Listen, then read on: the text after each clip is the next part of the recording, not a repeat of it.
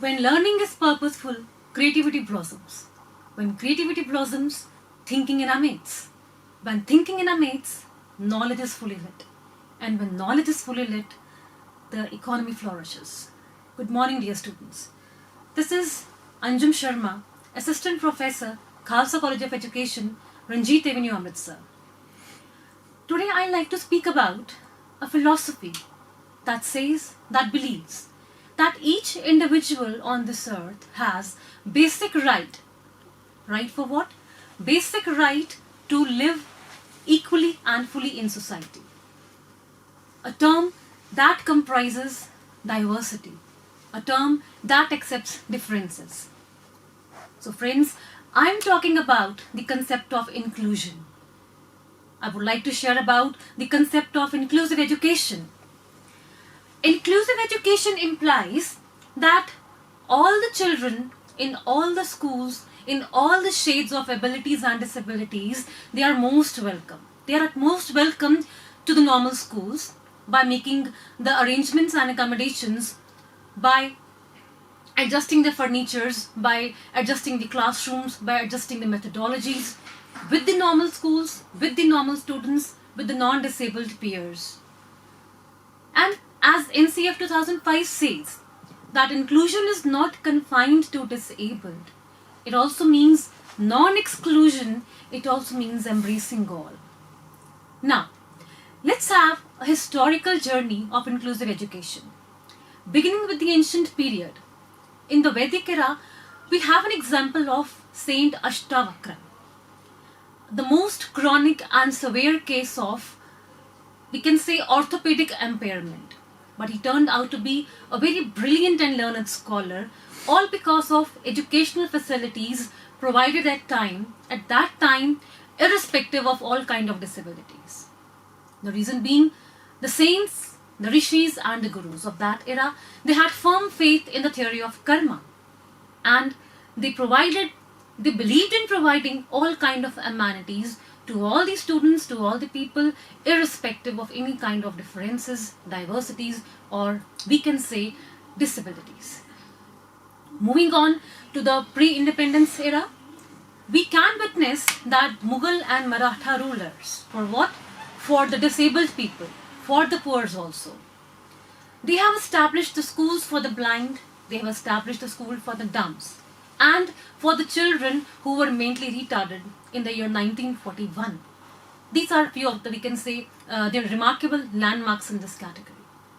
Then further, moving on to post-independence period, be in Article 45 that states all the children of the age group of 6 to 14 years of age, they are eligible to free and compulsory education.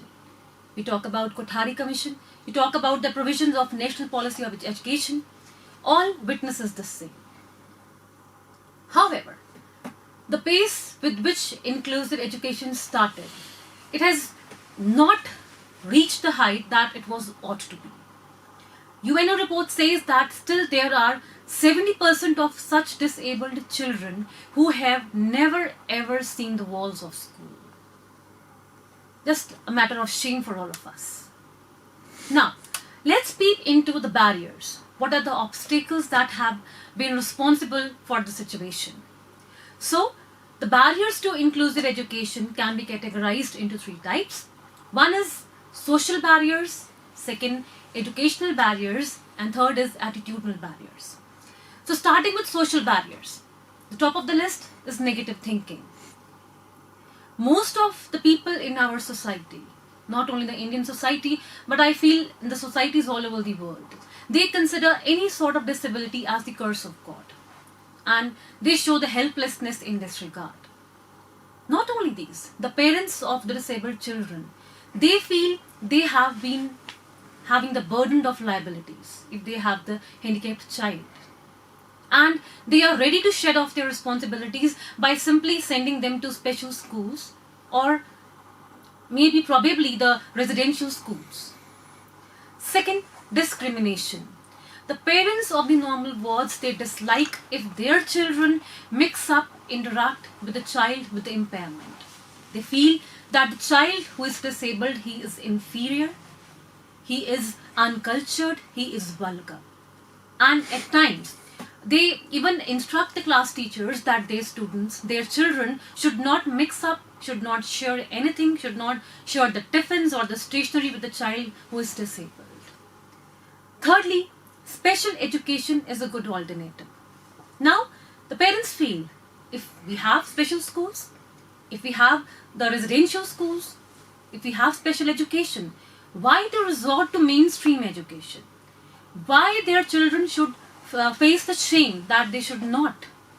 So, fourth one, no problem exists when their wards are performing excellent. They are getting A plus grades in academics.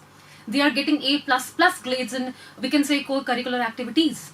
Then what's the need of change if no problem exists anywhere else? What's the need to switch over to inclusive education? Okay, next one, resistance to accept the change. Now, we have so many people who are very rigid, who are very inflexible, who resist in accepting any sort of change. A big term, inclusive education, that is expected to bring the Herculean change in the society. What big changes that term and concept is going to make, people are not at all mentally ready to accept the changes, I feel. Then, disabled and handicapped are not educable. Now, not only the parents of the normal children, but the parents of the disabled child also feel that these category of children, so-called the special ones, are not educable at all. Probably it may be true with the children who are mentally retarded, but it's not true with all the cases. Because the children can be taught some basic manual skills, children can be taught some measures to take care of their basic daily needs. Availability of parents. Now, inclusive education is a joint venture of parents, teachers, schools and community. But to our shame, the parents are not willing to lend their hands. The parents are not willing at all to join hand with the teachers and make the inclusive education a success for the multiple reasons. Lastly, gender discrimination.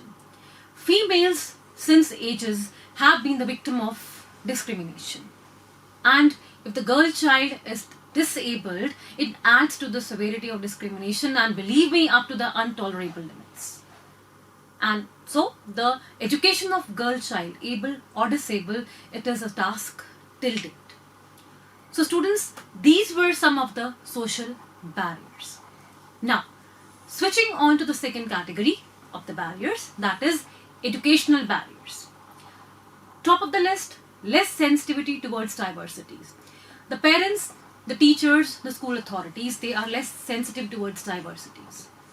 Despite of so many initiatives taken by the government, despite of so many regulations, so many acts and policies given by the national educational bodies, these category of students, these category of children, they face a setback in getting education from the normal schools. Second, preference for rigid and inflexible curriculum. The teachers who are already so familiar with the curriculum that has been running since years, they are not ready to change. Why to change? Why to put in the extra efforts? So, we don't like the changes at all. Thirdly, apprehension about lowering down the quality of education. Now again, the same parties, the principal, the teachers and the school authorities, they feel that inclusive education may lower down the quality of education. The reason being that if they give admission to any of the special child, the child may lower down the result of the class. He may bring the bad name to the school. But that's not the truth. Inclusive education hampers the competitiveness. Now, the critics opine that inclusive education can hamper competitiveness. Means they cannot prepare our wards for the cutthroat competition of the present time. They may lag behind, they may not be able to adjust in society, or they may face problem in the occupational adjustments. Teachers' responsibilities are considered to be an additional burden. This barrier says, particularly in, we can say, in the Indian conditions where the teachers are already overburdened with lot of work. The class assignments, the home assignments, the projects, CCEs are there. And at that point of time, if we tell them to resort to inclusive classes, what will happen? They need to modify the syllabus, they need to modify the pedagogies, they need to modify the evaluation practices, they need to give the more time, put in the more efforts. But why should they? Because they are already overburdened, they don't have time, they don't have extra salaries to be given.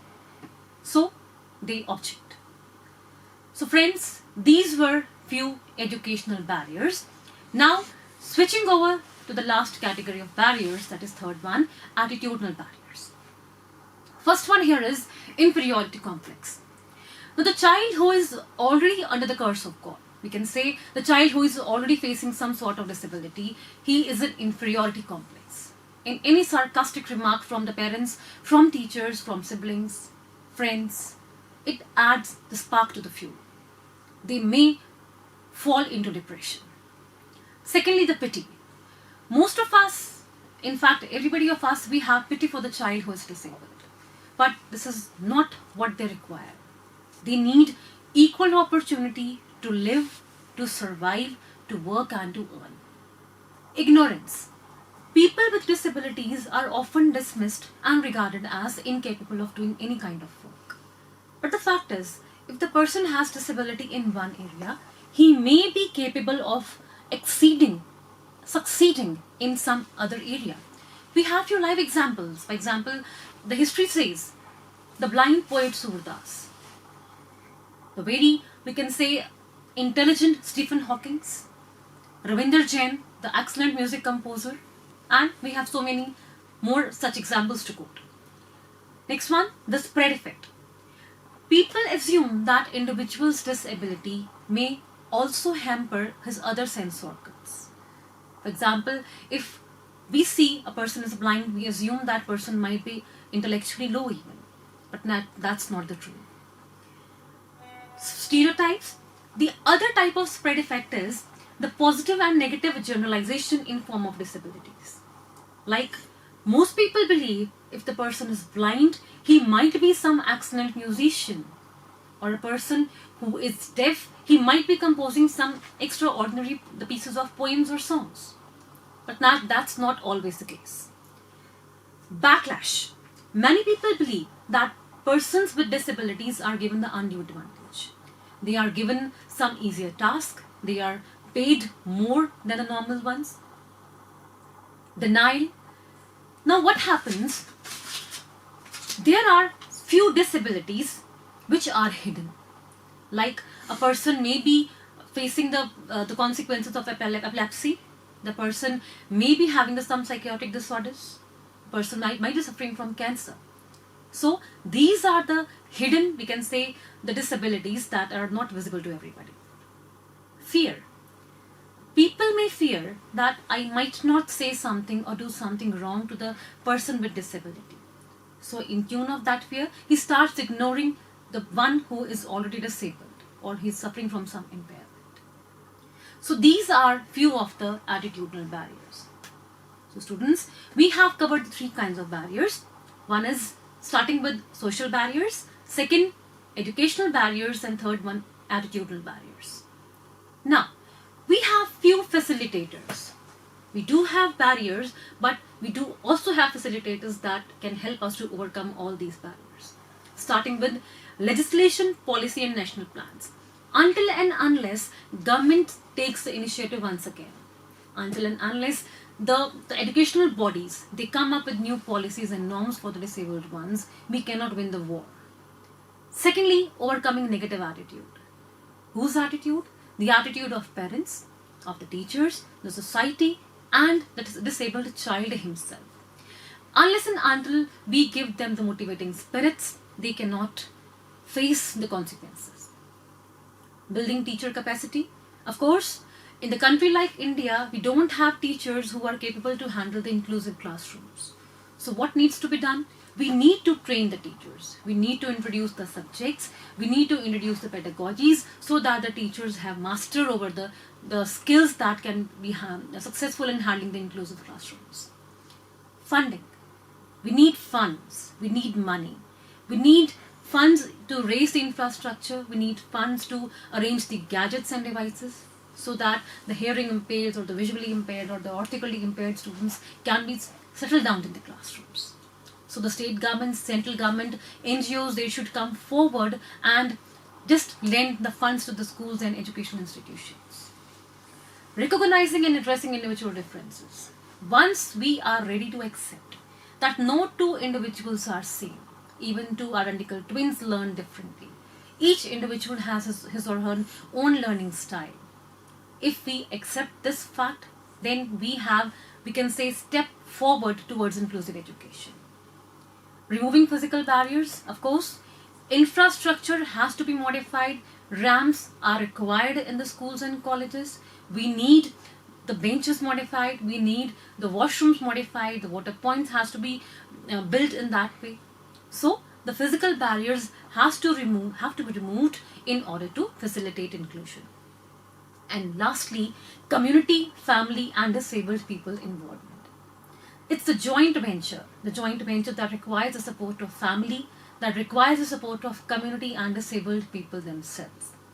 Because they are the one who knows that we are suffering and what kind of sufferings we are being through, they can very well tell us.